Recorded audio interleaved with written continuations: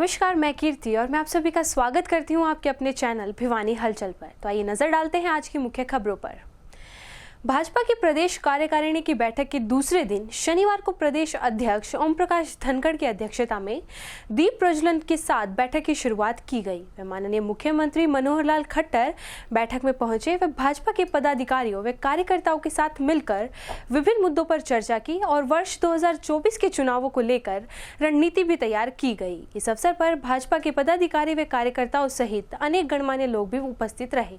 भिवानी के भाजपा की प्रदेश कार्यकारिणी की 2 दिवसीय बैठक के दूसरे दिन अनेकों मुद्दों को लेकर चर्चा की गई। प्रदेश अध्यक्ष ओम प्रकाश धनखड़ की अध्यक्षता में यह बैठक शुरू हुई। मुख्य अतिथि के रूप में पहुंचे प्रदेश के मुख्यमंत्री मनोहर लाल खट्टर ने दीप प्रज्वलन के साथ इसकी शुरुआत की। बैठक में जहां केंद्रीय मंत्री कृष्णपाल गुर्जर, हरियाणा सरकार के मंत्री मूलचंद शर्मा, जयप्रकाश दलाल, कमल गुप्ता, डॉक्टर बनवारी लाल, भाजपा के पूर्व प्रदेश अध्यक्ष सुभाष बराला, सांसद सुनीता दुग्गल समेत अनेक सांसद, विधायक एवं पदाधिकारी पहुंचे। वहीं बैठक में केंद्रीय संसदीय बोर्ड की सदस्य सुधा यादव, प्रदेश संगठन महामंत्री रविंद्र राजू, प्रदेश महामंत्री वेदपाल एडवोकेट, महामंत्री पवन सैनी, महामंत्री मोहनलाल, पूर्व मंत्री मनीष ग्रोवर, कविता जैन भी उपस्थित रही। अनेक मुद्दों के साथ मिशन 2024 के रोड मैप पर विस्तार से चर्चा की गई। प्रदेश कार्यकारिणी की बैठक में सोशल सिक्योरिटी और गरीब कल्याण के विषय पर भी चर्चा की गई तथा बैठक देर शाम तक चलेगी। मेरे साथी मंत्री माननीय श्री जेपी दलाल जी, इस क्षेत्र के हमारे विधायक श्री विशंबर वाल्मीकि जी, भिवानी के हमारे विधायक श्री घनश्याम सराफ जी के सभी सदस्यगण, बहुत ही प्रसन्नता का विषय है कि आज एक ये सेमिनार जिसका प्रारंभ हो रहा है कि राष्ट्र निर्माण में वैज्ञानिकों का योगदान, ये बहुत ही अभूतपूर्व एक विषय है। क्योंकि आज दुनिया विज्ञान के नए नए आविष्कार और नए नए जो उसके सफलतापूर्वक किए जाने वाले जितने प्रोजेक्ट्स हैं उसके ऊपर ही आगे बढ़ रही है। हम जानते हैं कि विज्ञान में वैसे तो दुनिया में बहुत लोगों का योगदान है, लेकिन अगर अपने अतीत को देखें तो हमारा अतीत वैज्ञानिकों से भरा पड़ा है। अगर दुनिया को विज्ञान की मूलभूत सैद्धांतिक बातें किसी ने दी हैं तो भारतवर्ष का वैज्ञानिक है जिन्होंने दी है। यानी अगर नाम लेना हो तो जैसे सेठ होमी भाभा, डॉक्टर देसी घोष, जिनके नाम से आज एक भवन का उद्घाटन किया है, ऐसे गणित के ज्ञाता श्रीनिवास रामानुजन जी, शांति स्वरूप भट्टागर जी, अभी हमारे जो भूतपूर्व राष्ट्रपति डॉक्टर एपीजे अब्दुल कलाम, उनका नाम भी बहुत महत्वपूर्ण नाम इस नाते से आता है। 12 भारतीय ऐसे हैं जिनको विज्ञान और प्रौद्योगिकी में उनके वैज्ञानिक और तकनीकी योगदान के लिए नोबेल पुरस्कार दिया गया। उनमें प्रमुख नाम या बताऊंगा तो सीवी रमन जी का प्रमुख नाम है। उनके प्रभाव से 1930 में और बायोकेमिस्ट हरगोविंद खुराना को प्रोटीन संश्लेषण में नियंत्रण करने के लिए नोबेल पुरस्कार उनको दिया गया। और दूसरा, हम जितने दुनिया के देश साधन संपन्न हैं, शायद उतने साधन संपन्न हम नहीं हैं, तो इसलिए भी शंका करते थे। लेकिन हमारे देश के वैज्ञानिकों का करामात देखो। नरेंद्र मोदी जी ने अपने वैज्ञानिकों को बुला करके कहा कि सफल वैक्सीन ये भारतवर्ष बना सकता, आप लोग बनाइए। और 2 वैक्सीन बनाई जो न केवल हमने उपयोग की बल्कि दुनिया के और देशों में भी भेजी। 200 करोड़ वैक्सीन के जो इंजेक्शन हैं वो भारतवर्ष में तैयार हुए। हमारे वैज्ञानिकों का जब उनको कोई चैलेंज आता है उस चैलेंज को स्वीकार करते हैं और देश वही, लोग वही, हमारे नेता वही। नाम तब बनता है जब किसी भी चैलेंज को अवसर के रूप में बदल लें और उसका उपयोग देश के लिए करें। तो हमारे ऐसे नेता नरेंद्र मोदी जी हैं, हमारे वैज्ञानिक हैं, उन्होंने इस चैलेंज को भी एक अवसर के रूप में बदला है। नवाचार के नाते भी हमारे देश, हमारा बजट भी उसमें सपोर्ट करता है। नई नई चीजों के लिए, वैज्ञानिकों के लिए बहुत सी चीज़ों का इस बार भी उल्लेख हुआ है। रिसर्च के ऊपर बहुत बड़ा पैसा, हमारा जो बजट है इसके ऊपर हम कर रहे हैं। हरियाणा में भी हम लोगों ने अपने कई इस प्रकार के मिशन पर काम करना शुरू किया है। हमने ड्रोन की प्रशिक्षण के लिए भी दृश्य नाम से एक ऑर्गेनाइजेशन खड़ी की है कि ड्रोन की ट्रेनिंग, क्योंकि ड्रोन भी आज विज्ञान का एक बढ़ता स्वरूप है, उसके नाते से हमने अपने यहाँ काम किया है। हम अपने मेधावी छात्रों को, उनको भी आगे बढ़ाने के लिए बहुत से उनके लिए हमने इनाम भी रखे हैं। हमने जो एक अभी विश्व विज्ञान का जो रत्न है, विज्ञान रत्न का जो इनाम है, ऐसा सब लोगों को देने का हमने जो फैसला किया है, और उसकी राशि जो पहले 2 लाख रुपए होती थी, उसको हमने 4 लाख रुपए किया है, ताकि हमारे जो नौजवान हैं इनको हम उसमें कैसे आगे बढ़ा सकते हैं। मित्रों, मैं तो इतना ही विषय कहूंगा कि हम सब लोग क्या कहेंगे सर आज की? मैं सबसे पहले तो इस बात की सराहना करता हूं चौधरी बंसीलाल यूनिवर्सिटी की कि इन्होंने इस प्रकार का एक साइंस कॉन्क्लेव, और जिसका शीर्षक रहा है कि राष्ट्र निर्माण में विज्ञान का योगदान, तो ये बहुत महत्वपूर्ण है। और खास करके विद्यार्थियों के लिए, जो विद्यार्थी अभी उभरते हुए वैज्ञानिक आगे बन सकते हैं, उनको उस प्रकार की रुचि पैदा हो, उनको ज्ञानवर्धन हो, और जितने भी देश के दुनिया भर के बड़े बड़े वैज्ञानिक हैं, उनके जो रिसर्चेज हैं, उनके जो काम किए हुए हैं, वो सबके सामने जब रखे जाएंगे तो सबको प्रेरणा मिलती है। और विज्ञान के बिना आज एक भी कदम आगे बढ़ना संभव नहीं है। सब चीजें विज्ञान के ऊपर ही आधारित होकर के आगे बढ़ रही हैं। तथ्य होते हैं, लेकिन उन तथ्यों को विज्ञान से सिद्ध कर दिया जाए तो उसके परिणाम अच्छे निकलते हैं। मैं एक उदाहरण देना चाहूंगा कि हमारे देश को वैज्ञानिक शायद उतना महत्व नहीं देते रहे होंगे। पास्ट में, भूतकाल में तो बहुत वैज्ञानिक यहाँ हुए हैं, लेकिन अभी निरंतर, अभी की जो एक बहुत बड़ा ज्वलंत उदाहरण, जब वो देश में कोविड आया तो दुनिया के बड़े बड़े देशों ने भारतवर्ष के ऊपर एक शंका पैदा करनी शुरू कर दी कि शायद सबसे बड़ा जो नुकसान है वो भारतवर्ष का होगा। लेकिन देश के प्रधानमंत्री ने अपने वैज्ञानिकों को बुला करके ये कहा कि एक अच्छी वैक्सीन हम तैयार करें ताकि हम अपने आप को भी बचा सके, दुनिया के लोगों को भी बचा सके। 2 वैक्सीन हमने तैयार की और 200 करोड़ वैक्सीन वायल्स बना करके न केवल अपने देश में उसको सब लोगों को लगाया गया, बल्कि दुनिया के और देश जो इसको नहीं लगवा सकते थे उनको भी हमने भेजा, और एक मानव जाति के कल्याण के लिए हमारा कदम आगे बढ़ा। ये हमारे वैज्ञानिकों की देन है। अपने प्रधानमंत्री जी ने अब जो नारा दिया है, जय जवान जय किसान, साथ में जय विज्ञान और जय अनुसंधान, ये उन्होंने जोड़ा है। तो विज्ञान और अनुसंधान, इसका बहुत बड़ा महत्व है। इसके लिए आज का ये सेमिनार, इसके लिए मैं शुभकामनाएं। सर, 2 दिन की जो प्रदेश कार्यकारिणी की मीटिंग भी है सर, किस प्रकार का जो होती है उसका कार्यकारिणी की बैठक के बाद जो हमारे प्रदेश के अध्यक्ष है उसमें विधिवत रूप से आपको कमीशन 2024 माना जाए सर? अभी 24 तो आना ही है और 24 में चुनाव भी है, तो मिशन मानना ना मानना विषय नहीं है। आखिर एक सामान्य एक प्रक्रिया है कि जब चुनाव आता है तो उसकी तैयारी के लिए हम भी जुटे हैं, बाकी पार्टियां भी जुटी हैं, तो एक प्रकार की उसकी तैयारी। सरपंचों का विरोध काफी देखने को मिल रहा है, तो लगता है कि सरपंचों का ये विरोध का निपटारा हो पाएगा? देखिए, कोई किसी प्रकार का तथ्य उसमें नहीं है, बल्कि इन सरपंचों की, हमारे जो लोकल बॉडीज के लोग हैं, उनकी हमने पावर्स बढ़ाई है, हमने ऑटोनॉमी की तरफ उनको ले गए हैं, उनकी स्वायत्ता बढ़ाई है कि अब उनके जो फंड्स हैं वो प्रदेश सरकार उस पर कोई कलम नहीं चलाए कि उनके सारे फंड उनको सुपुर्द किए जाएंगे। हाँ, काम करने के लिए पारदर्शिता ये जरूरी है। अब मन मर्जी से कोई कुछ भी कराएगा और कुछ भी किसी को देगा, किसी से लेगा, वो सिस्टम नहीं चलेंगे। ये एक बहुत बड़ा एक समस्या, एक कठिनाई जो झेल रहे थे, उसको पारदर्शिता में किया और जनता इसको समझ चुकी है। जनता में इसका स्वागत है। 5 लाख तक सीमित कर दी। चौधरी बंसीलाल विश्वविद्यालय के 2 दिवसीय साइंस कॉन्क्लेव का उद्घाटन शनिवार को माननीय मुख्यमंत्री मनोहर लाल खट्टर द्वारा किया गया। इस मौके पर मुख्यमंत्री ने चौधरी बंसीलाल विश्वविद्यालय के 3रे शैक्षणिक ब्लॉक व स्वामी विवेकानंद की प्रतिमा का अनावरण किया। वे युवाओं से वैज्ञानिक शोध के साथ आगे बढ़ने की अपील की। वहीं इस अवसर पर मुख्यमंत्री ने जिले के 40 स्कूलों के 500 विद्यार्थियों द्वारा लगाई गई विज्ञान प्रदर्शनी का भी अवलोकन किया।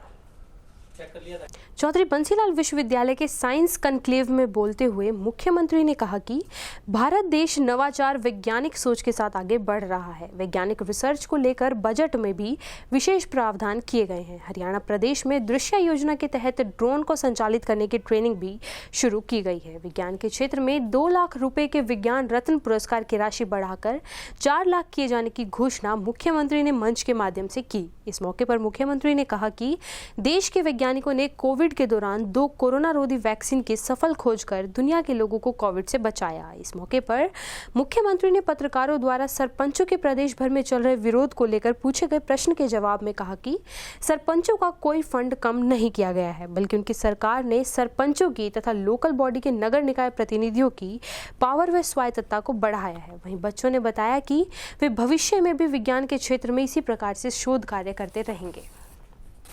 गरीब आदमी के घर तक वो सब सुविधाएं जो उनको सहायता करेंगी, एम्पावरमेंट करेंगी, उनको सशक्त करेंगी, उनके जीवन में खुशहाली लाएंगी और उनको देश की मुख्य धारा से जोड़ने का काम करेंगी। ये काम मोदी जी ने जो 20वीं सदी में होना चाहिए था, वो 21वीं सदी में हमारे और दुनिया के लोकप्रिय नेता, भारत के यशस्वी प्रधानमंत्री आदरणीय मोदी जी की सरकार ने करके दिखाया।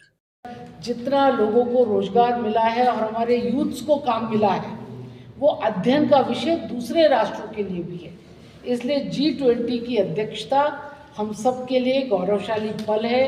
इस पल के अंदर हम सब सहभागी बने, लोगों को नीचे तक अवेयर करें और हरियाणा में भी 1 तारीख से लेकर के 4 तारीख तक मीटिंग गुड़गांव के अंदर होने वाली है एंटी करप्शन को लेकर के।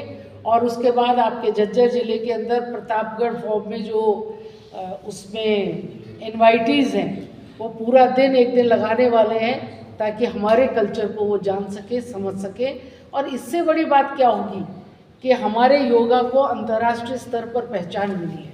2023 का मिलेट वर्ष ये हमारा स्वीकार किया गया है और आज इस जो हमारा बाजरा आपके भिवानी और महेंद्रगढ़ में उगता था, जिसे हम खाते थे, इसे जब अमेरिका के लोग खाएंगे तो निश्चित रूप से व्यापार भी बढ़ेगा, रोजगार भी बढ़ेगा और संपन्नता भी आएगी। और देश का जो पोटेंशियल है, छठा विषय, उस पोटेंशियल को आगे बढ़ाने की बात। और हम सब जानते हैं कि जो दुनिया में सबसे बड़ा विषय है वो पर्यावरण का विषय है। इस बजट में ग्रीन बजट और माननीय प्रधानमंत्री जी के नेतृत्व में भारत ने जो अपने एनडीसीज के लक्ष्य को पूरा किया है, अब उसको और आगे बढ़ाने के लिए हाइड्रोजन मिशन के लिए बजट में एक विशेष आवंटन किया गया है। और इसलिए भारत, ये बजट आत्मनिर्भर भारत के लिए, एक सेल्फ रिलायंट कंट्री के लिए और एक भारतीय मॉडल ऑफ डेवलपमेंट को विकसित करने के लिए बजट बना है। अगर मैं बहुत संक्षेप में कहूं तो ये बजट देश में टेक्नोलॉजी ड्रिवन और नॉलेज बेस्ड इकोनॉमी को बढ़ाने वाला बजट। मैं पुनः कहना चाहूंगा, टेक्नोलॉजी ड्रिवन और नॉलेज बेस्ड इकोनॉमी को बढ़ाने वाला बजट है, जिसका पूरा फोकस है वो अवसरों को बढ़ाना, विशेष रूप से नौजवानों के ग्रोथ और जॉब क्रिएशन को आगे बढ़ाना, मजबूत भारत बनाने के लिए। और इसके लिए सरकार ने, जिसको जन भागीदारी और सबका प्रयास कहते हैं, उसको इस बजट में मुख्य स्थान दिया है। और हम ये जानते हैं कि ईज ऑफ डूइंग के मामले में हरियाणा ने भारत में एक अच्छा मानक स्थापित किया है। ये सबसे बड़ा वुमेन एम्पावरमेंट का कार्यक्रम है इस बजट के अंदर। सर, बेरोजगारी की बात करें और सबको मकान की बात करें, हर घर नल की बात करें, तो इनमें से एक भी चीज पूरी नहीं हुई सर, जो मोदी जी ने कहा था 2022 तक पूरी हो जाएगी। 23 आ चुका है सर। हर घर मकान में देश में बड़ी संख्या में, एक अभी आपको कृष्णपाल जी आंकड़े भी देने वाले हैं, वो पूरे बड़े क्षेत्र में, और मैंने आपको पहले भी बताया, मेरे आंकड़े में भी बताया कि जो PLFS है, पीरियडिक लेबर फोर्स सर्वे, वो ये कहता है रोजगार के अवसरों की उपलब्धता देश में बढ़ी है। EPFO के आंकड़ों का जो रजिस्ट्रेशन का वृद्धि दर बता रहा है, वो भी बता रहा है कि देश में रोजगारों के रजिस्ट्रेशन बढ़े। और पहली बार देश का इकोनॉमिक सर्वे भी ये बता रहा है कि देश ने ई श्रम पोर्टल के माध्यम से 29 करोड़ अनऑर्गेनाइज्ड सेक्टर के 400 ऑक्यूपेशन का रजिस्ट्रेशन किया है। और जब हमारी अर्थव्यवस्था की दर 7% की दर से दुनिया में जो एक बढ़ती हुई अर्थव्यवस्था, उसमें सारे अवसरों की उपलब्धता बढ़ रही है। ये सारे आंकड़े, गवर्नमेंट जॉब तो घट के रह गई सर, 50% कम हो गई। पहली बार देश में 10 लाख रोजगार के लिए तो आप देख रहे हैं कि हर महीने की 22 तारीख को स्वयं माननीय प्रधानमंत्री जानते हैं, आजादी के दशकों बाद भी देश के लोगों को बैंकिंग, शौचालय, LPG सिलेंडर, नल से जल, बिजली के कनेक्शन और समाज सेवा जैसी सुविधाएं नहीं मिल पाई दशकों बाद। जो 20वीं सदी में उनको मिल जानी चाहिए थी। पहली बार 21वीं सदी में देश के यशस्वी प्रधानमंत्री आदरणीय मोदी जी ने ये सब चीजें, चाहे बैंकिंग से गरीब आदमी को जोड़ना हो, हर महिला को शौचालय देना हो, एलपीजी गैस कनेक्शन देना हो, नल से जल देना हो, बिजली का कनेक्शन देना हो, आयुष्मान भारत से गरीब के इलाज की व्यवस्था हो, तो ये सब चीजों से जोड़ने का काम, ये सब चीज देने का काम आदरणीय मोदी जी की सरकार ने किया। मित्रों, मैं विस्तार से जाऊंगा तो सब चीजें आप दिखा नहीं पाएंगे। उदाहरण देना चाहूंगा, 70 साल में नल से जल इस देश में 3.25 करोड़ घरों को दिया गया, और इन 8.5 सालों में मोदी जी की सरकार ने 8 करोड़ नए घरों को नल से जल देने का काम किया है, कुल 11.25 करोड़ के करीब। कितनी तेजी के साथ गरीब आदमी के घर में नल से जल पहुंचा। 11.5 करोड़ गरीब महिलाओं को मुफ्त में गैस कनेक्शन दिया। 11 करोड़ से अधिक गरीब लोगों को 5 लाख तक का मुफ्त में इलाज देने की व्यवस्था मोदी जी की सरकार ने की है। और हरियाणा में तो मनोहर लाल जी ने 1.25 करोड़ लोगों को चिरायु योजना के तहत जो गरीबी की रेखा से नीचे हैं, उन तमाम लोगों को 5 लाख तक का मुफ्त में इलाज देने की व्यवस्था की है। मित्रों, इसी तरह जनधन खातों की बात हो, 48 करोड़ लोगों के नए गरीब लोगों के खाते खोले, खाते नहीं खोले, इन गरीब लोगों ने 2 लाख करोड़ रुपए उन खातों में जमा भी करवाए। ये नहीं, प्रधानमंत्री सुरक्षा बीमा योजना 20 रुपए साल, आपको मालूम है कितने लोग जुड़े हैं उसमें? 28.5 करोड़ लोग इस योजना के तहत कवर हुए हैं, और 6 लाख करोड़ से ज्यादा उन लोगों को उसका क्लेम दिया गया है। आंशिक विकलांगता पर, पूर्ण विकलांगता पर 2 लाख रुपए है, आंशिक विकलांगता पर 1 लाख रुपए है, और मृत्यु पर 2 लाख रुपए। तो ऐसे ही अटल पेंशन योजना, जो कभी 300 रुपए का आता था, आज 50-60 रुपए का आता है।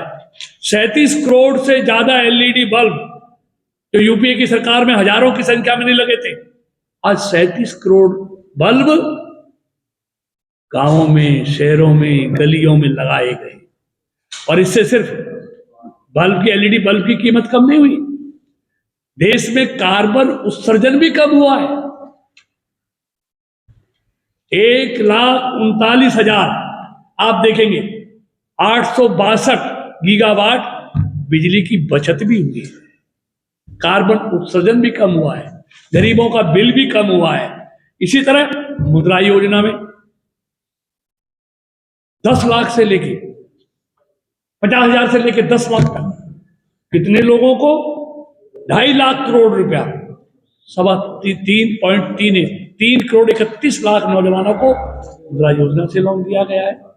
मातृत्व योजना, गरीब महिलाओं के लिए जब प्रेग्नेंट होती हैं, उनको अच्छी, उनके बच्चे को, पेट में पलने वाले को अच्छी खुराक मिले, 5,000 रुपए 3 किस्तों में खुराक के लिए देने की व्यवस्था मोदी जी की सरकार ने की, जो 3 किस्तों में दी जाती है। और 3.25 करोड़ इसके लाभार्थी हैं, छोटी संख्या नहीं है हमारी ऐसी बहनों की। अमृतकाल का एक अच्छा बजट जो आया है उसके बारे में सुना। अभी आपको जानकारी गरीब कल्याण के विषय में जो केंद्र से और राज्य सरकार ने पिछले 8 वर्षों में काम किया है, उसके बारे में जानकारी मिली। अभी जो सौभाग्य का और गौरवशाली विषय है कि इस बार G20 की अध्यक्षता भारत के पास में आई, और इस अध्यक्षता के निमित्त लगभग 200 मीटिंग देश भर में 55 स्थानों पर करी जाएंगी, ऐसा तय किया गया है। इससे भारत की संस्कृति के बारे में, भारत के खान पान के बारे में, पहनावे के बारे में, रहन सहन के बारे में, इतना ही नहीं, पिछले 8 वर्षों में भारत ने जो विकास किया है उसके बारे में, जो डिजिटल काम हमारा बढ़ा है, खास तौर से ट्रांजैक्शंस का जो बढ़ा है, इनके बारे में दूसरे राष्ट्र आज अध्ययन भी करने लग रहे हैं। वो देखेंगे कि भारत ने इतनी तेजी से कैसे प्रोग्रेस की है। हमारा टूरिज्म इसके अंदर बढ़ेगा, और जब टूरिज्म बढ़ेगा तो रोजगार भी बढ़ता है, आमदनी भी बढ़ती है। इन सब विषयों को लेकर के जो अध्यक्षता हमें मिली है, इसमें हम सब गौरव का अनुभव करते हैं। हर भारतवासी को गौरव का अनुभव करना चाहिए। और 6-7 बिंदु ऐसे हैं जिसके ऊपर लोग वास्तविक रूप में चर्चा करते हैं, जो G20 के कंट्रीज हैं। हमारा कोविड काल के अंदर जो प्रबंधन हुआ वो आज चर्चा का विषय है। जो हमारा वैक्सीनेशन हुआ वो चर्चा का विषय है। यूक्रेन और रशिया के युद्ध की शुरुआत के समय 20-22 हजार बच्चों को वहां से तिरंगा लेकर के बाहर निकले तो उनको युद्ध रोक करके बाहर निकाला गया। ये चर्चा का विषय है, ये भारत की ताकत का विषय है। ऐसे अनेक विषय हैं जिसके ऊपर आज विश्व के बड़े बड़े देश ये मानते हैं कि भारत ने प्रगति की है। विकसित राष्ट्र से विकासशील राष्ट्र से विकसित राष्ट्र की तरफ आगे बढ़ने लग रहा है। हमारा स्टार्टअप इंडिया के अंदर जितना लोगों को रोजगार मिला है और हमारे यूथ्स को काम मिला है, वो अध्ययन का विषय दूसरे राष्ट्रों के लिए भी है। इसलिए G20 की अध्यक्षता हम सब के लिए गौरवशाली पल है।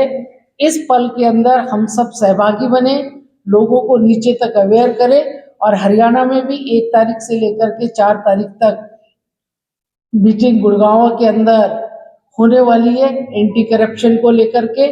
और उसके बाद आपके झज्जर जिले के अंदर प्रतापगढ़ फॉर्म में जो हमने आज प्रदेश कार्यकारिणी की बैठक सुबह शुरू हुई है, और एक सत्र में जहां अध्यक्षीय भाषण के रूप में कार्यकारिणी की एजेंडे की तय होते हैं।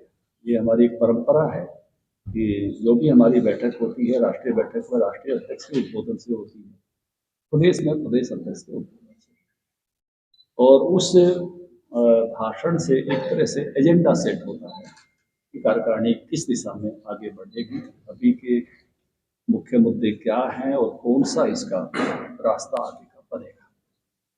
मेरे उद्बोधन में जहाँ मैंने सुबह भिवानी की ऐतिहासिक नगरी,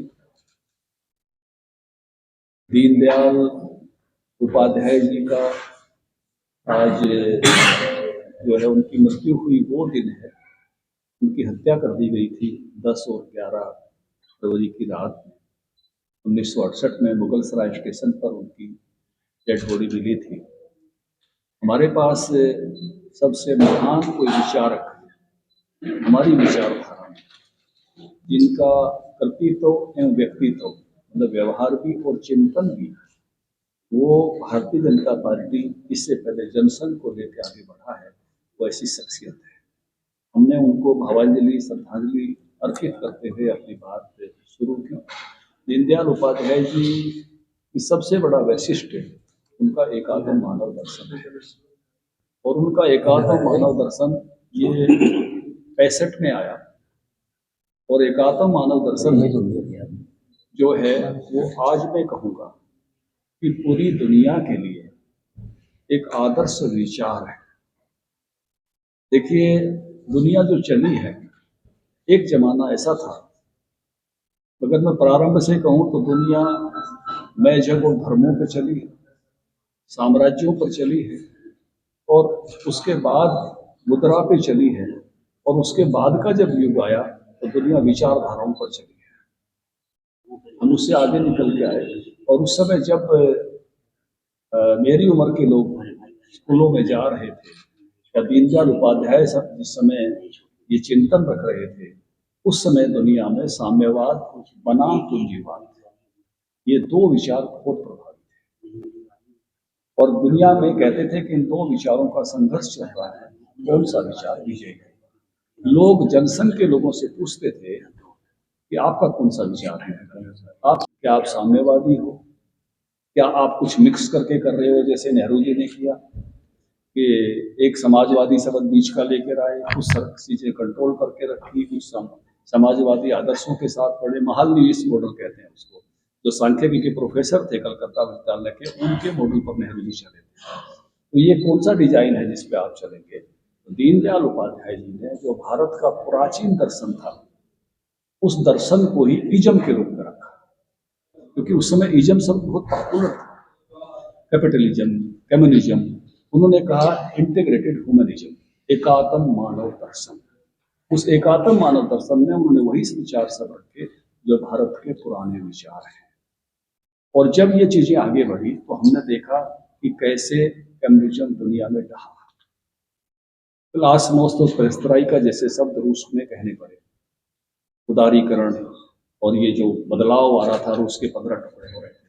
चाइना को ये कहने पड़ा कि बिल्ली काली है या सफेद है, इससे क्या फर्क पड़ता है, चूहे खाती है कितनी खाती है ये देखना है। इसका मतलब था कम्युनिज्म में कैपिटलिज्म घुस गया था। जब लोगों ने वो सवाल पूछने शुरू किए तो एक तरह से कम्युनिज्म दुनिया में प्रभावहीन होता चला गया। तो लोगों ने कहा कैपिटलिज्म की विजय हो गई, पूंजीवाद की दुनिया में विजय हो गई। एक थोड़ी सी पुरानी बात पर और जाऊंगा। एक जमाना था जब अंग्रेज ये कहते थे कि दुनिया में सभ्यता सिखाना अंग्रेजों का दायित्व है, उसको कहते थे व्हाइट मैन बर्डन।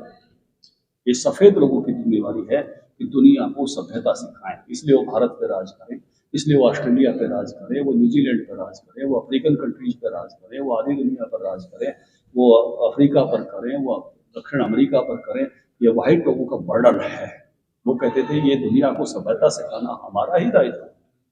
और बाद में कैपिटलिज्म का मुद्दा और लोकतंत्र का मुद्दा और मानव अधिकारों का मुद्दा लेकर अमेरिका बढ़ा और उन्होंने कहा दुनिया को लोकतंत्र सिखाना हमारा मुद्दा है। लेकिन उस सारे समय में दीनदयाल उपाध्याय जी कह रहे थे कि नहीं, भारत ही का विचार ही दुनिया के लिए एकमात्र रास्ता है। जो पहले हमने कम्युनिज्म को ढहते देखा, फिर हमने कैपिटलिज्म को ढहते देखा, अमेरिका को मैक्सिको के बीच में दीवार खड़ी करते देखा, हमने दुनिया की अर्थव्यवस्थाओं को चरमराते हुए गिरते हुए अभी देखा, दुनिया के राष्ट्राध्यक्षों को रोते हुए इस्तीफा देते हुए देखा। उस देश को, जिस देश ने कभी इतने वर्षों तक राज किया भारत पर, उस देश के प्रधानमंत्री ने आर्थिक व्यवस्था में इस्तीफा देते हुए हमने देखा।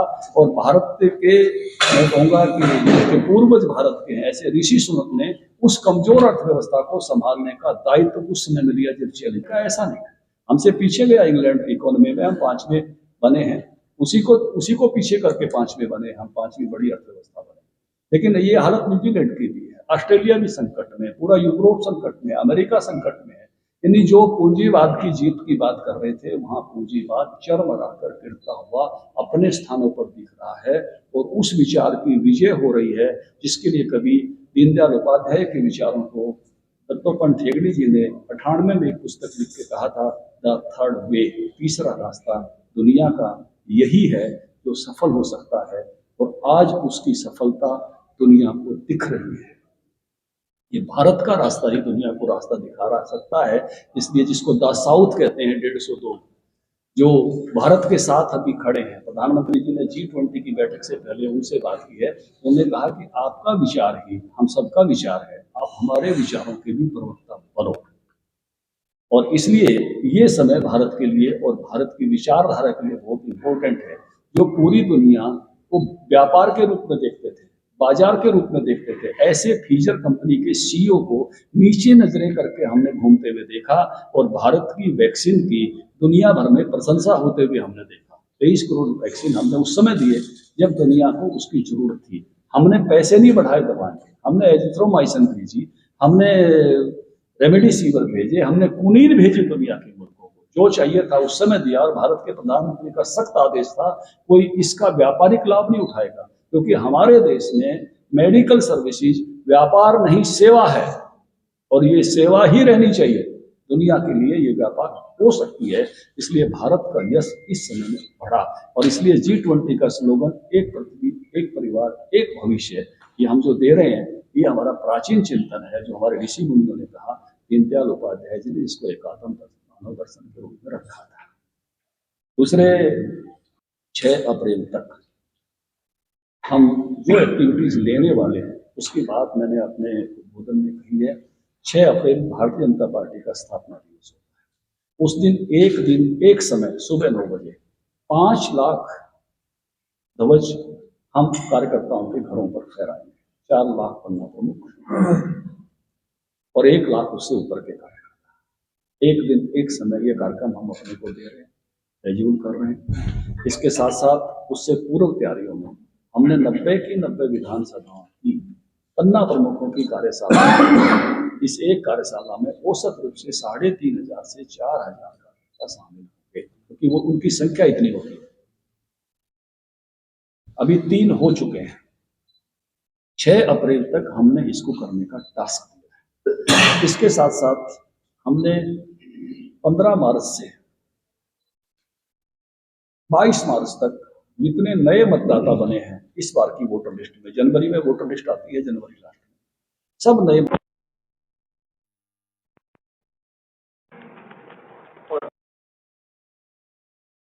करेंगे, क्योंकि 23 मार्च भारत में वोट कारोबार करता है, बजट के इसमें अप्लाई इस 3 नगर निगम हैं, उनकी तैयारी के लिए हम जुटे हैं। ड्यूटियां कुछ बांटी हुई हैं और कुछ टास्क इस बैठक में दिए गए। 14 तारीख को अमित शाह जी आ रहे हैं, उनका कार्यक्रम है करनाल और सोनीपत में लोकसभा के कार्यकर्ताओं की बैठक है। करनाल के लोगों ने लगभग 1000 कार्यकर्ता बुलाए हैं और सोनीपत के लोगों ने 1500 से अधिक कार्यकर्ताओं को बुलाया है। वो दोनों स्थानों पर बैठक को एड्रेस करेंगे। ये अप्रैल का जिक्र है, 14 फरवरी, इस समय 14 फरवरी।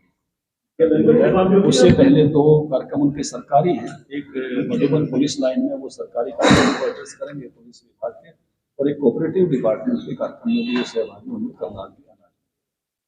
तो ऐसे आगे के कार्यक्रमों का कैलेंडर हमने अपने महिला मोर्चा, SC मोर्चा, BC मोर्चा, पिछड़ा वर्ग मोर्चा, उत्तराखंड प्रकोष्ठ और पूर्वांचल प्रकोष्ठ, उनको भी विशेष दायित्व नई मेंबरशिप सौंपे हैं। इसी समय में फरवरी के महीने में जो समय बचा है उसमें वो एक नई मेंबरशिप का अभियान चलाएंगे अपने अपने प्रभाव क्षेत्र में। बजट पर हमारे कार्यक्रम हर जिले में चल रहे हैं, 9 जिलों में बचे हैं जो आने वाले हफ्ते भर में उनको हम पूरा करेंगे। बाकी सब जिलों में बजट के कार्यक्रम हमारे संगठन में बजट के जो होते हैं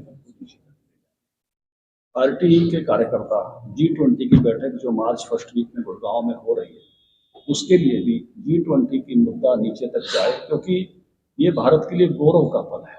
देखिए, हमने बहुत शताब्दी, या मैं कहूँगा कि हमने एक लंबा समय गुलामी का बिताया है, हमने एक लंबा समय आत्महीनता के भाव का गुजारा है।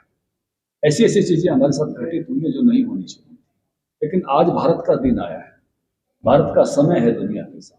पूरी दुनिया भारत को आदर्श रूप में देख रही है, गौरव से देख रही है, तो ये गौरव के पल भी नीचे तक जाए। हमने रामलला को टेंट में देखा है, हमने बाबा विश्वनाथ को उस प्रकार के वातावरण में देखा है जहाँ जाकर हमको महसूस होता था कि इसका गौरव कितना होना चाहिए। हमने नेताजी सुभाष चंद्र बोस की उपेक्षा देखी है, उस झंडे को डिसेरेमोनियल कहा गया जहाँ पर उन्होंने पहला झंडा 30 दिसंबर 1943 को फहराया था। अब हम जाड़ पंचम की जगह सुभाष की मूर्ति देख रहे हैं, लहराता हुआ झंडा देख रहे हैं, वीरों के नाम पर टापुओं के नाम देख रहे हैं। तो चाहे वो ऐतिहासिक गौरव है, सांस्कृतिक गौरव है, चाहे वो आज़ादी के युद्ध के समय का गौरव है। भिवानी में बच्चों को गुणात्मक शिक्षा देने के उद्देश्य से तैयार वैश्य इंटरनेशनल स्कूल का शनिवार को हरियाणा के बिजली व जेल मंत्री रणजीत सिंह चौटाला व उनकी धर्मपत्नी इंद्रावती द्वारा हवन यज्ञ के साथ उद्घाटन किया गया। इसी कड़ी में स्थानीय टिबड़ीवाल सभागार में सांस्कृतिक कार्यक्रम का आयोजन भी किया गया। वैश्य संस्था द्वारा बिजली व जेल मंत्री रणजीत सिंह चौटाला को स्मृति चिन्ह देकर सम्मानित किया गया। इस अवसर पर वैश्य महाविद्यालय ट्रस्ट के पदाधिकारी व वैश्य मॉडल सीनियर सेकेंडरी की प्राचार्य कमला गुरेजा सहित अनेक गणमान्य व्यक्ति उपस्थित रहे।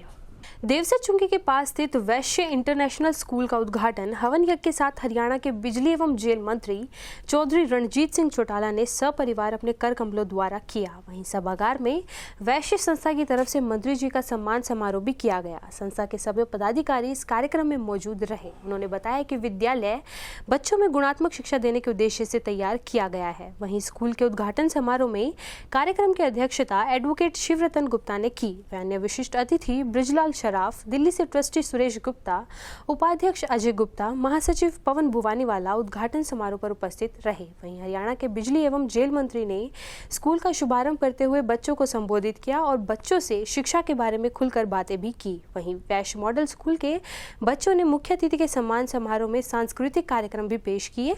संस्था के प्रदेश महासचिव पवन भुवानीवाला ने कहा कि यह शिक्षण संस्थान CBSE दिल्ली बोर्ड से संबंधित रहेगा। इसमें उच्च क्वालिटी की सुविधाएं भी दी जाएंगी। मैं लाइट में हूँ, आपका मेले में है, बिजली मंत्री के साथ उनका काम हो रहा है, तो कुछ को मैं सामने देख नहीं रहा।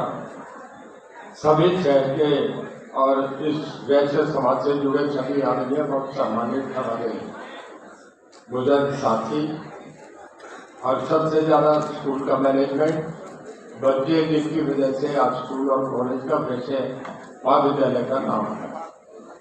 मेरा परिवार आपके आज के कार्यक्रम का जो प्रोग्राम बना हमारे और नर्सोदाता समाज का चर्चा था। और मेरी एक बात आप भी सुन लें कि आज से 25 साल बाद कोई समाज को नहीं जानेगा, कोई जाट को, कोई शोराम, कोई अभी गुजारा साहब का भी नाम सुन रहा था मैं, कोई गोल साहब, ये सब बातें गौण हो गई। जमाना बहुत तेजी से आ गया। हम ऑडियंस का सुनते, हम ऑडियंस के औलादे, ये पता नहीं कि हम जैसे ये सब चीजें हो गई क्योंकि एजुकेशन जो एक्चुअली बच्चे हैं 25-30 साल बाद उनका मेंटल मेकअप कुछ और होगा। और बढ़िया कि कई बार हम पढ़े लिखे हैं, बहुत समझदारी से कोई बात को कहते हैं तो सेकुलरिज्म का नाम ले लेते हैं, सोशलिज्म का नाम ले लेते हैं। और मैं ये समझता हूँ कि सही बात यह कि वो भी एक नकली सी बात लगती है। देखिए, एक फैक्ट पे आ रहा हूं, एक जितना आदमी ने पिछले 1800 साल में ज्ञान अर्जित करा, मैं एस्टेब्लिश फैक्ट बता रहा हूँ, इंफॉर्मेशन टेक्नोलॉजी से पिछले 150 साल में ग्रहण कर दिया, उसका बराबर मतलब वो स्लैब 1800 साल का 150 साल में समझ लिया। और जितना 150 साल में बच्चों ने नॉलेज सीखा वो IT की वजह से पिछले 18 साल में आ गया। और जितना 18 साल में सीखा वो इस 5 साल में आपके बच्चे लैपटॉप भी छोड़ दो, आपका मोबाइल, आकाश, पाताल और जमीन तीनों निकाल देते थे, किसी को चलाना आना चाहिए। क्योंकि आज प्रोग्राम तो यही का बना था, 10 प्रोग्राम हो गए, इससे पहले नंदीशाला का प्रोग्राम हो गया, पहले बिजलाल जी के या नाश्ता नहीं ले तो जमानत नहीं मिलती, पहले इनके नाश्ता लिया, फिर नंदीशाला गया, फिर स्कूल में गया, अब यहाँ गए, फिर बाहर में तो मैं पहले एक बार होके गया था। 12 में कल मुझे कहते कि साहब आप बाहर में आएंगे। एक हमारे मनोहर लाल जी घंटाघर वाले बहुत शहर में मशहूर हैं, एमरजेंसी में उनका बड़ा नाम था, जो देवीलाल के बहुत करीब रहे। उन्होंने कल एक शादी में मैं था शर्मा जी के, वो कहने के कल मेरे भी कह देंगे तो उनका तो मैं ऊपर का नहीं सकता, बाउंड्री पे कही दिए कि इतना सदन वाले ये जब ट्रस्ट वाले लोग कहते हैं तब ये परिवार साथ करेंगे, तो उनके लिए जाऊँगा। फिर 2-3 जगह गाँव में प्रोग्राम रख दिए, फिर कोई रतिया में शादी है, तो लंबे चौड़े प्रोग्राम है, तो मैं ज़्यादा लंबा नहीं कहते ये कहूँगा कि आपके हमारे मैं मुझे याद है धनाज सिद्धार्थ जी गुप्ता, बागी समल जी के देवलाल के बहुत करीबी थे। और इस प्रांगण में मैं जहाँ खड़ा हूँ, अगर मेरी जानकारी गलत नहीं, मैं पवन जी से पूछ रहा था यार फिर देवलाल जी आए और मैंने तो जब परिवार से सीधे बैठे तो संस्कार और सब बातें बहुत छोटी हो जाती हैं। आप हमारा तो पारिवारिक रिश्ता है, आपके बीच आया गुप्ता जी ने, मैं तो इस तरह मैं भी बेनती करूँगा, थोड़े में करना चाहूँगा, बड़ा अच्छा लगा। ये शहर कभी जब लखपतियों की बात सुनते तो गाने सुना करते थे, एक गीत गाया जाता था, कैरोला का हाथ गया, गीत में गाया जाता था। ये तो करोड़ीमल का, करोड़ों लोगों का शहर है, करोड़ीमल का शहर था। तो उन दिनों में तो करोड़ीमल कोई होता ही नहीं था, क्योंकि ऐसा गलत तो नहीं कहता, तो करोड़पति खाई नहीं, लखपति बहुत बड़ी चीज थी। तो वही शहर के प्रांगण में ब्रजलाल जी जैसे आदमी से उनके अभी वहाँ अवन गया हो रहा था और उधर नंदीशाला में गए पायल साहब के साथ थे। इससे अच्छा भाग्य में पूर्ण अच्छा स्थान तो मिल ही नहीं सकता। तो मैं इन सबका बहुत आभार भी व्यक्त करता हूँ। आपके साथ जीवन का चाहे 2 घंटे निकले 3 घंटे निकले, तो एक अच्छा समय आपके साथ व्यतीत किया। सब बातों से हटके राजनीतिक जीवन से हटके भी देखा, ज़्यादा अच्छा लगा। और आपके शहर का तो आज वैसे किस्मत वाला कि आज हमारे माननीय मुख्यमंत्री जी भी यहाँ हैं। मैं उनकी भी आगे लगा के जब हालांकि उनका बीजेपी का एक धार्मिक पार्टी का कार्य करने का कार्य कर रहा है और मैं उनसे भी समय मांग के उनसे भी मिल के जाऊँगा। मेरी शुभकामनाएँ हैं। आपका 1908 में जो आपने वैश्य समाज में स्कूल को चलाया, कन्या का पहला स्कूल बनाया हरियाणा में, और वो आगे बढ़ रहा है, तो हमें बहुत अच्छा लगता है कि हमारे बच्चे बहुत आगे जा रहे हैं, दुनिया के देश में आगे बढ़ रहे हैं। मैं आया हूँ, खाली जाऊँ तो ठीक नहीं, पहले गौशाला में गया, वहाँ को देख गया, यहाँ भी आया हूँ।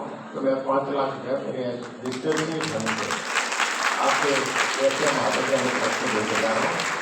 बहुत अच्छा लगा। फिर कभी जो लाइक है होगा 50 साल का संबंध रहा है और आदरणीय गुप्ता जी और चौधरी देवीलाल जी, ये दोनों न्याय युद्ध के समय में साथ काम किया। मैं भी और न्याय युद्ध आज भी मुझे याद है जब चौधरी देवीलाल जी ने इसको प्रारंभ किया था। मैं चौधरी रणजीत सिंह जी को एक बात और याद दिलाना चाहता हूँ। चौधरी देवीलाल जी ने बच्चों के लिए, लड़कियों के लिए एक एजुकेशन शुरू की थी, 2x1 की मैचिंग ग्रांट। सरदार गुप्ता जी ने पिताजी ने कहा था तो साहब आप ये बहुत पुण्य काम कर रहे हो, 2 टाइम सरकार ने देती है, 1 टाइम जो स्कूल बनवाता था। तो उसमें भिवानी जिले में 11 स्कूल चौधरी देवीलाल जी ने बनवाए थे, जिनमें से 5 स्कूल का स्वयं देखता था। और आज भी 2 स्कूल, एक तालविका स्कूल है, एक विनोद का स्कूल, वो भी उनके कल कमरों से उद्घाटन हुआ, आज चल रहा है। तो ऐसे महान शिक्षक और ऐसे महान राजनीतिज्ञ, मैं आपको एक बात बताना चाहता हूँ कि चौटाला जी की मेरा संबंध की बात तो अलग है, लेकिन ये इतने जुड़े जुड़े जब भी इनसे बात करता हूँ तो केवल और केवल ज्ञान की बात का मुझे अनुभव होता है। जहाँ तक ट्रस्ट का ताल्लुक है, मेरे पूर्व वक्ताओं ने, शिवरतन जी ने और ब्रजलाल जी ने बहुत खोल के बताया है। मैं तो थोड़ा राजनीतिक में इसलिए चला गया कि वे भी शिक्षा प्रेमी थे। और एक बात और बताना चाहता हूँ मैं, आज अग्रवा मेडिकल कॉलेज जो बना हुआ है वो भी चौधरी देवीलाल जी की देन है। 99% ग्रांट दी थी उन्होंने, जो आज चल रही है। जो भूमि दी थी वो भी मुफ्त में 200 एकड़ भूमि दी थी। उस समय में मैं भी वहीं था, आदरणीय श्री विलासदास जी भी वहीं थे। शनिवार को स्थानीय रोहतक गेट स्थित भगवती धर्मशाला में भाजपा के व्यापारी कल्याण बोर्ड के नवनियुक्त चेयरमैन बालकिशन अग्रवाल का व्यापारियों द्वारा स्वागत एवं अभिनंदन कार्यक्रम का आयोजन किया गया। इस अवसर पर federation of Bhiwani traders association के अध्यक्ष नवीन कुमार गुप्ता ने उन्हें व्यापारियों की समस्याओं से अवगत करवाया व लिखित रूप में ज्ञापन सौंपा। वहीं चेयरमैन बालकिशन अग्रवाल ने समस्याओं के जल्द से जल्द समाधान की बात भी कही। इस अवसर पर इंडस्ट्रियल एरिया प्रधान शैलेंद्र जैन ने भी लिखित रूप से एक ज्ञापन सौंपा व इंडस्ट्रियल एरिया की समस्याओं से उन्हें अवगत करवाया। प्रदेश कार्यकारिणी सदस्य विकास गुप्ता ने भी व्यापार संबंधी परेशानियों से उन्हें अवगत करवाया। नवीन कुमार गुप्ता ने बताया कि मुख्य रूप से कपड़ा बाजार में लंबे समय से नए ट्रांसफार्मर की मांग उठा रहे हैं। वे सीमेंट के जो नए खंभे लगे हैं उन पर अभी तक मोटी केबल डालने का काम नहीं हुआ है। इस बारे में कई बार अधिकारियों को अवगत करवा चुके हैं व उनके दौरे भी लगे हैं, परंतु काम वैसा का वैसा है। वहीं उन्होंने बताया कि हालू बाजार में दुकान भी जल गई थी जिससे काफी नुकसान हुआ था, उसके मुआवजे के लिए भी उनसे बात हुई थी। वहीं व्यापारी कल्याण बोर्ड के चेयरमैन बालकिशन ने कहा कि अभी उन्होंने पदभार संभाला है तथा बहुत जल्द वो इन सभी समस्याओं से संबंधित अधिकारियों को अवगत करवाकर उन्हें पूरा करवाएंगे। इंडस्ट्रियल एरिया से संबंधित परेशानियों के लिए भी उन्होंने आश्वासन दिया कि जल्द से जल्द इन समस्याओं का निवारण होगा। प्रदेश संयोजक भाजपा व्यापार प्रकोष्ठ और अभी आदरणीय मनोहर लाल जी और श्री ओम प्रकाश धनखड़ जी ने उस काम को अच्छा मानते हुए मुझे प्रदेश के व्यापारी कल्याण बोर्ड के चेयरमैन के नाते जिम्मेवारी दी। आज भिवानी में भारतीय जनता पार्टी की कार्यकारिणी की बैठक में मुझे बुलाया गया है, उसमें शामिल होने के लिए मैं आया हूँ। बीच में हमारे कुछ व्यापारी साथियों ने कहा 5-7 मिनट रुकना है, तो व्यापारी एक भी गए तो मुझे रुकना होता है, तो मैं इनके पास 5 मिनट के लिए रुका। ये तो बहुत कुछ मुख्यमंत्री महोदय कर रहे हैं, प्रदेश अध्यक्ष ओम प्रकाश धनखड़ जी भी अच्छी समझ रखते हैं। मेरा काम तो ये है कि जहाँ संवाद में कमी है, तारतम्य ठीक नहीं है, उसको ठीक करना और व्यापारियों की समस्याओं को खुद समझ के आगे सरकार से उनका समाधान करना। प्रदेश कार्यकारिणी सदस्य भाजपा व्यापार प्रकोष्ठ, आज हमारे लिए ये बड़े सौभाग्य की बात है। बालकिशन अग्रवाल जी खुद एक व्यापारी है और हमेशा व्यापार मंडलों के शीर्ष पे ये हमेशा काबिज रहे हैं। अब इनको भारतीय जनता पार्टी सरकार ने बालकिशन अग्रवाल जी को व्यापारी कल्याण बोर्ड का चेयरमैन मनोनीत किया है और व्यापारियों में खुशी की लहर है। व्यापारियों को लगता है कि ये चेयरमैन बालकिशन जी को बनाया है और उनको चेयरमैन बनाने से समझो व्यापार जगत की जो भी समस्याएं हैं, जो भी बातें हैं, उनके समाधान के लिए सरकार ने बालकिशन जी को चेयरमैन बना के समझो बागडोर व्यापारियों के हाथ में दे दी है। तो आज इनका भिवानी आगमन था प्रदेश कार्यकारिणी की बैठक में, तो हम हमारे आग्रह पे ये आज यहाँ उपस्थित हुए हैं। हम इनका स्वागत करते हैं। कुछ हमारी चीज़ें समस्याएं हैं थोड़ी सी, तो उनको हम अवगत करवाएंगे और ये कुछ मतलब इंडस्ट्रियल एरिया की और कपड़े बाज़ार की, बिजली से संबंधित कुछ समस्याएं हैं, तो वो हम जो है वो इनको देंगे जी। तो उम्मीद करते हैं, और उम्मीद ही नहीं, हमें ये पूरा विश्वास है कि बालकिशन जी के रूप में सरकार ने हमारे को एक ऐसा चेहरा दिया है, व्यापारी भाइयों की हर तरह की समस्या का अपने आप निवारण हो जाएगा, ऐसी हम उनसे उम्मीद और अपेक्षा करते हैं। शनिवार को स्थानीय घंटाघर क्षेत्र स्थित नेहरू पार्क में medical laboratory technology welfare association ने अपनी मांगों को लेकर धरना प्रदर्शन किया। वे प्रशासन के खिलाफ जमकर नारेबाजी करते हुए कहा कि लैब संचालकों द्वारा एमबीबीएस डॉक्टर को हायर करना संभव नहीं है। इसी कड़ी में उनके द्वारा सीएम मनोहर लाल खट्टर को ज्ञापन सौंपा जाना था, किंतु तैनात भारी पुलिस बल द्वारा उनको ऐसा करने से रोक लिया गया। Medical laboratory technologist welfare association ने अपनी मांगों को लेकर धरना प्रदर्शन किया। उनका कहना था कि कानूनी तौर पर सरकार ने उनकी लैब में एक एमबीबीएस डॉक्टर रखने के लिए कहा गया है, जो कि चिकित्सकों का वेतन देखते हुए उनके लिए लगभग असंभव सा कार्य है। ऐसे में उनकी लैब्स पर आए दिन छापेमारी भी की जा रही है, जिससे उनके सामने भारी परेशानियां आ रही हैं, जिन्हें देखते हुए मुख्यमंत्री के नाम एक ज्ञापन सौंपना चाहते थे ताकि वो अपनी गुजर बसर सही तरीके से कर सके। पूरे प्रदेश भर के मेडिकल लैब टेक्नोलॉजिस्ट केंद्र सरकार द्वारा बनाया गया क्लिनिकल एस्टेब्लिशमेंट 2010, जिसमें मेडिकल लैब टेक्नोलॉजिस्ट के अधिकारों को छीना गया है। भारत सरकार ने 3 तरह की लेबोरेटरीज बनाई हैं, बेसिक, मीडियम और एडवांस। मेडिकल लैब टेक्नोलॉजिस्ट जितने भी हैं वो बेसिक लेबोरेटरी चलाते हैं। वो किसी तरह का कोई भी उच्च स्तरीय जांच, जैसे कैंसर की हुई और जितनी भी बड़ी जाते हैं, खून की जांच से रिलेटेड या पेशाब की जांच से रिलेटेड, किसी तरह की कोई सघन जांच नहीं करते हैं। हम लोगों की जितनी भी लैबें हैं वो लोकल एरिया के अंदर भी हैं, और लोकल एरिया के अंदर जो लैब टेक्नोलॉजिस्ट के ऊपर जो शर्तें रखी गई हैं कि भाई आप किसी डॉक्टर को रखो, तो वो हमें स्वीकृत नहीं है। ये सरकार हमारे ऊपर कानून थोप रही है। इसका विरोध हमने 2010 से ही शुरू किया है। कांग्रेस के टाइम में, बीजेपी के टाइम में लगातार ये यूनियन, ये संघ पूरे हरियाणा से ही नहीं पूरे भारतवर्ष के लोग भी इसके खिलाफ हैं, और इस तरह की बहुत सारी यूनियंस, एसोसिएशन पूरे भारतवर्ष में केंद्र सरकार के अंदर भी बहुत बार विरोध जता चुकी है। ये गवर्नमेंट जो एक्ट लेके आई है, क्लिनिकल इस्टेब्लिशमेंट एक्ट, उसके बारे में हमारे साथियों को, पब्लिक को धीरे धीरे जैसे जैसे पता चल रहा है, उससे जो सामने परेशानियां आ रही है हमारे, उसके बारे में आपको मैं अवगत करवा रहा हूँ। क्लिनिकल इस्टेब्लिशमेंट एक्ट 2010 में अस्तित्व में आया था, और 2010 में ये सिर्फ हॉस्पिटलों के लिए लाया गया था। 2018 में इसके अंदर लैबों को भी इंक्लूड किया गया, और लैब्स को 3 पार्ट में डिवाइड करके बेसिक, मीडियम और एडवांस लैब में डिवाइड किया गया। बेसिक लैब में 2018 में एक लेबोरेटरी टेक्नीशियन को साइन ऑफ अथॉरिटी दी गई थी, जिसके आधार पे हम लोग काम कर रहे थे। 19 में जो छोटा अमेंडमेंट हुआ था उसमें भी एक लेबोरेटरी टेक्नीशियन को काम करने का अधिकार दिया गया था। MBBS को डाला गया था, लेकिन सिर्फ जहाँ पे कोई इंटरप्रिटेशन देनी हो टेस्ट की या कोई मेडिकल सर्टिफिकेट बनवाना हो, उस पोजीशन में एक MBBS के सिग्नेचर की आवश्यकता थी।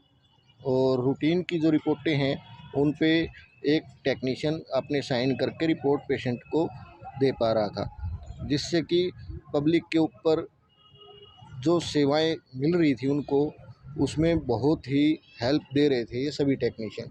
अभी 2020 में गवर्नमेंट ने MBBS को इसके अंदर कंपलसरी कर दिया है। जो साइन ऑफ अथॉरिटी है वो MBBS की बना दी गई है। और हम जो डिमांड कर रहे हैं, स्टार्टिंग से ही 2014 से हम लगे हुए हैं इस केस में, और एक अलग से काउंसिल की डिमांड है हमारी।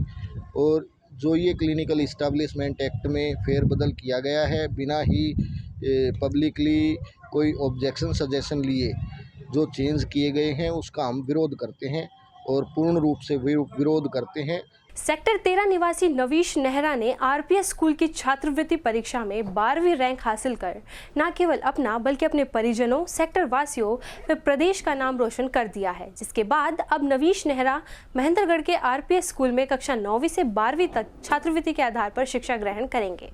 भिवानी के हुड्डा सेक्टर 13 में रहने वाले गणित अध्यापक राजेश नेहरा के पुत्र नवीश नेहरा ने RPS महेंद्रगढ़ द्वारा संचालित स्कॉलरशिप टेस्ट में 12वां रैंक हासिल कर अपने माता पिता का नाम रोशन किया है। गौरतलब है कि प्रदेश भर में RPS द्वारा सुपर 30 टेस्ट कंडक्ट करवाया गया, जिसमें पूरे प्रदेश से लगभग 27,000 बच्चों ने यह परीक्षा दी और 30 बच्चों का सिलेक्शन हुआ। इसी के आधार पर 9वीं से 12वीं कक्षा तक नवीश को RPS महेंद्रगढ़ में छात्रवृत्ति के साथ पढ़ाई करने का मौका मिलेगा।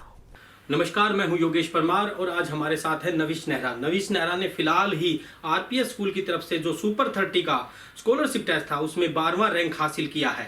उसी को लेकर जानते हैं कि इन्होंने कितनी देर पढ़ाई की और किस तरह से इन्होंने मेहनत करते हुए ये रैंक हासिल किया है और आगे भविष्य में ये कहाँ जाना चाहते हैं, इसके बारे में भी हम इनसे बात करेंगे। नवनीश जी बताइए, आपने क्या उपलब्धि हासिल की RPS में? जैसे RPS ने जो टेस्ट लिया था तो उसमें सुपर 30 जो स्कॉलरशिप टेस्ट था, तो मेरे को मेरे किसी फ्रेंड ने बताया, तो फिर मैंने सोचा कि चलो अब प्रिपरेशन करके हमें टेस्ट देना चाहिए। तो फिर जैसे हम फिर टेस्ट देने गए तो फिर मैं टेस्ट लिया तो मतलब अच्छे बहुत से हार्ड क्वेश्चन थे, फिर भी मैंने उन सबको टैकल करके अच्छा रैंक हासिल कर लिया है। जी जी जी। ये जो स्कॉलरशिप टेस्ट हुआ था इसमें आपने कितनी देर पढ़ाई की, किस तरह से इस टेस्ट की तैयारी की? इस टेस्ट की तैयारी मैंने अपने नॉर्मल जो हमारे स्कूल का NCERT सिलेबस है उससे बस थोड़ा ही डीप जाकर अपनी तैयारी करी और नॉर्मल 3 से 4 घंटे पढ़ा। तो अब ये जो RPS स्कूल है आपको किस तरह की शिक्षा देगा और कितने साल तक आप उस स्कूल में पढ़ पाएंगे, क्या उपलब्धियां हासिल होंगी इससे? कि मैं इस स्कूल में 9वीं से 12वीं तक पढ़ पाऊंगा। इसमें हमें नॉर्मल जैसे बोर्ड से अलावा हमें और भी डिफरेंट जैसे नीट IIT की कोचिंग दी जाएगी और जिससे हमारा भविष्य बहुत अच्छा बन सकेगा। तो अब आप भविष्य में आगे किस फील्ड में जाना चाहते हैं? मैं भविष्य में IIT में जाना चाहता हूँ। जी, तो आपने जो ये रैंक हासिल किया सुपर 30 में 12वीं रैंक हासिल की है, इसका श्रेय आप किन किन को देना चाहेंगे? इसका श्रेय मेरे पिताजी राजेश नेहरा, गणित अध्यापक मेरी माता नीतू नेहरा, हिंदी अध्यापिका मेरे नाना डॉक्टर फूल सिंह धनाना और गुरुजनों के सहयोग से मैंने ये उपलब्धि हासिल की है। जी, तो अब जो कई बच्चे ऐसे होते हैं जो स्कॉलरशिप टेस्ट देना चाहते हैं, कई ऐसे बच्चे हैं जो फीस अफोर्ड नहीं कर पाते और किसी कारणवश वो इस तरह के टेस्टों में रह जाते हैं, तो इस तरह के लोगों को आप क्या संदेश देना चाहेंगे?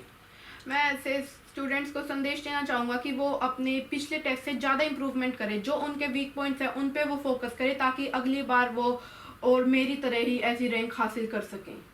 तो हमारे साथ नवनीत के जो है नाना जी डॉक्टर फूल सिंह धनाना जी हैं, उनसे पूछेंगे कि बच्चे ने जो रैंकिंग हासिल किया है उसके बारे में क्या जानकारी है। जी, क्या कहना चाहते हो? इनका श्रेय इनके पिताजी राजेश नेहरा हैं, वो बड़े इनको ध्यान रखते हैं। इनकी मम्मी नीतू नेहरा हिंदी अध्यापिका, वो दोनों ध्यान रखते हैं और मैं भी गाइड करता रहता है उनको। जी, तो इसलिए और गुरुजनों के भी काफ़ी सहयोग है इनके। जैसे इन्होंने स्कॉलरशिप हासिल की तो आसपास और परिचित जनों का क्या कहना था? काफ़ी खुशी का माहौल था, मिठाइयाँ बट रही थी, मतलब 12वां रैंक ले लिया, अच्छा रैंक है। 27,000 बच्चे इस टेस्ट के अंदर बैठे थे, सारा हरियाणा के अंदर 12वां रैंक इनका आ गया। जी जी जी।